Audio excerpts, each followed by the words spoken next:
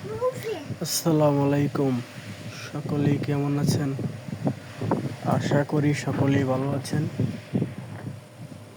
আমার ভিডিওটাকে সবাই লাইক শেয়ার করবেন, চ্যানেলটা সাবস্ক্রাইব করবেন।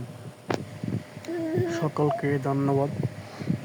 আর সকলেই মনে করে, যারা যারা দেশের লোক আছে, এলাকার লোক, তারা মনে করে গার্মেন্টসের চাকরিটা অনেক শখের। খালি জিজ্ঞাসা করে কয় টাকা বেতন পাবো, কয় টাকা স্যালারি পাবো।